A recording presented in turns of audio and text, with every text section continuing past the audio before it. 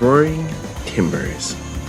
When most parks put in a $200 million attraction, it is not a transportation ride. But that's exactly what SunWorld Hon Thom has for you to get out to its remote tropical island to ride Roaring Timbers.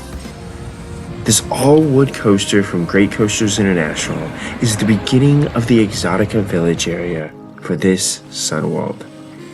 It made a big splash with the coaster enthusiast community as being a solid-looking wooden coaster in a remote location. But how good is Roaring Timbers? And is it worth a visit to this island in Vietnam to ride it? Find out in this review.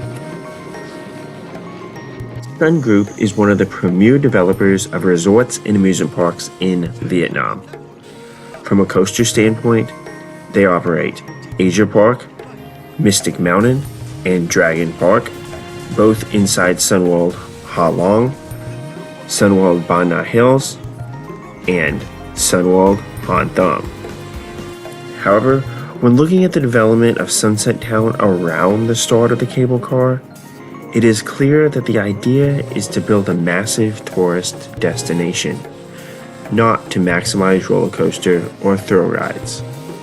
Thus, most money so far has been invested in developing the buildings around the Kissing the Stars show arena at the base of the cable car, the cable car itself, and the development of a nice water park on the island.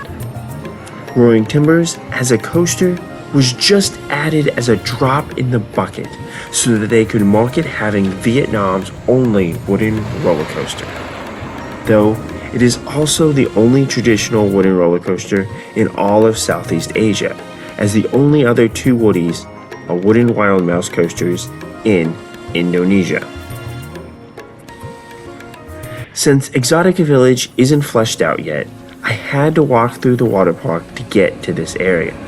Then, once you see Roaring Timbers, you have to walk all the way around it to reach its entrance. I hope additional attractions will be put around this midway because, for now, it stands as close to a 15-minute walk from the rest of the park just to reach this coaster.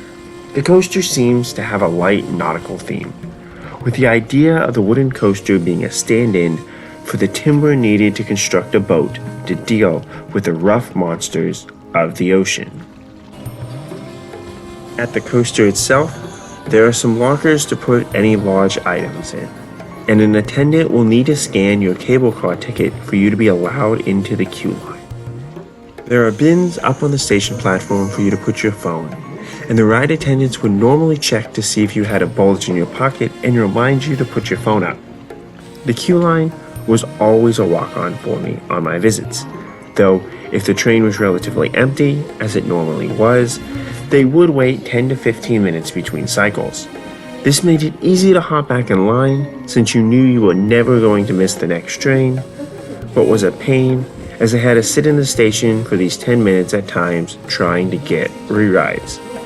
If the train filled up, they would go ahead and dispatch it, but it was hit or miss if a group of a few people would show up to ride it or not. Great Coaster International's Millennium Flyer trains are some of my least favorite trains on a roller coaster, as I feel they wedge me into my seat, which reduces most of the airtime that there is to be had on these coasters. The restraints normally have to be fairly tight, and I've seen many larger guests not allowed to ride in these types of cars because of the restrictive restraints. For Roaring Timbers, there is also a seatbelt which the attendants will sometimes even tighten as they take safety on ride restraints seriously in Vietnam. The seatbelt didn't seem to bother me too much, but my overall ride was very dependent on not getting stapled or too tight of a restraint, which fortunately I was able to get a slightly loose restraint on at least a few of my rides. As for seat placement, the best ride I got on this coaster came in the middle, 4th row to be precise. Due to the limited times that it was dispatching, I didn't get to try all the rows, and repeating this great ride by riding in the 4th row again did not produce the same results. But the problem with this layout is that it doesn't play nicely for the long trains that it has. Normally, the front train will help maximize floater airtime or lightly floating over hills, whereas the back will throw or whip you out of your seat more, maximizing ejector airtime.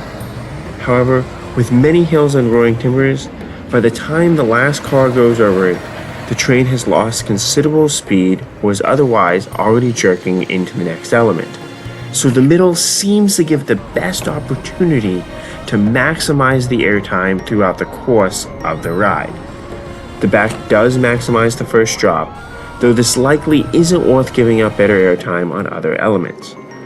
Due to the ride attendance, I mainly sat on the right side of the train to get a looser restraint, so I didn't notice a big difference in which side of the car you sit on, though the profiling of the first drop would give a better drop to the left side of the train.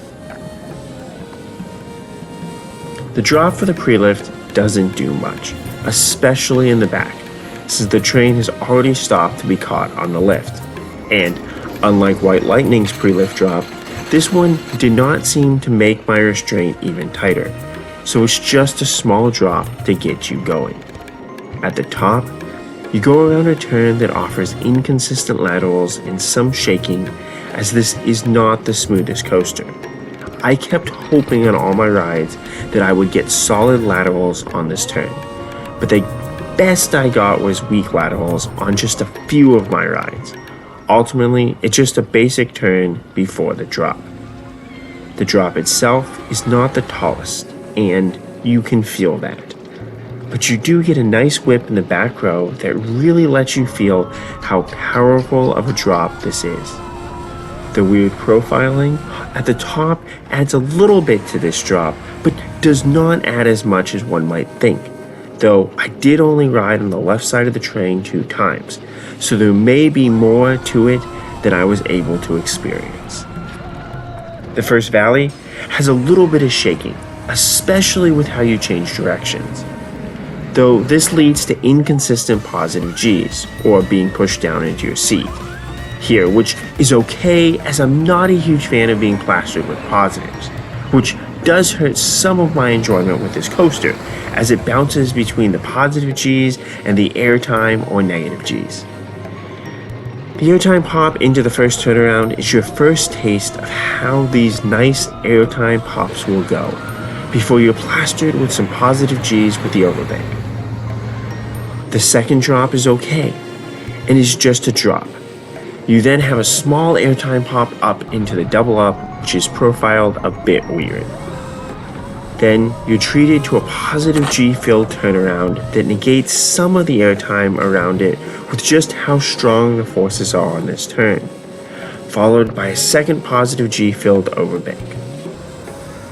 After this long turn, you crest another drop, which is the second best on the coaster, similar to how Boardwalk Bullet has a nice second drop midway through its course.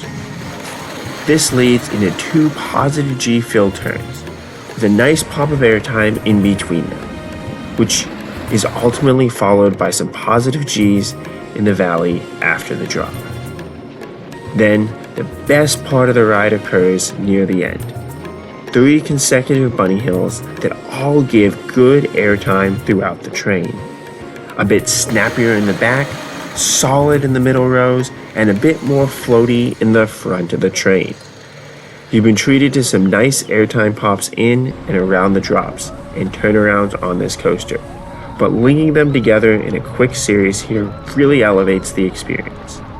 Being thrown from the train like this is something truly special. There's a quick turn after the 3rd hill, which makes the ending to this stretch really a double down, or a section with another drop. But this really doesn't add much in terms of airtime, as that second part of the double down does not hit much. Then you have another positive G-filled overbank with some shuffling in the subsequent valley, followed by a nice airtime pop on the next hill before a more mild turn towards the brake run. The front gets a very small pop into that brake run, but this hill does very little, even though it looks like it gives one final pop. The train is harshly braked before the back row even clears this last hill. So, this hill does absolutely nothing back there. I was really surprised with how much airtime and forces this coaster throws at you.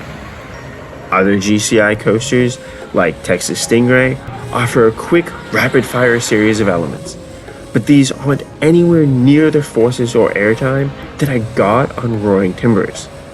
This coaster, realistically, is short, but with how incredible its pacing is, it feels way longer as each element seems to offer something, and many of its elements are strong, airtime-filled moments.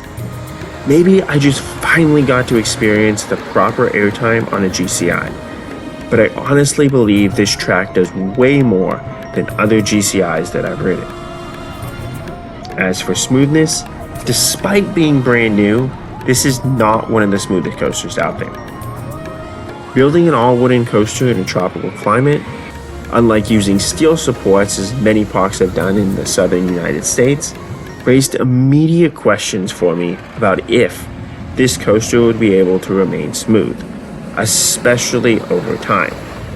For now, the shaking back and forth adds character, but with the strong positive G's that the various turnarounds place on you, I can see the roughness becoming a problem if the track is not maintained.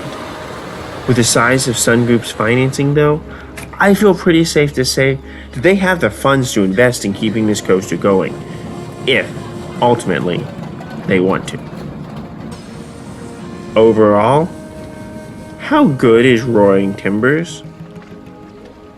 I'm not the best person to answer this, since generally, I'm not a huge fan of Great Coaster International wooden coasters, as I feel they lack the airtime and enjoyable elements that other coaster enthusiasts claim they have.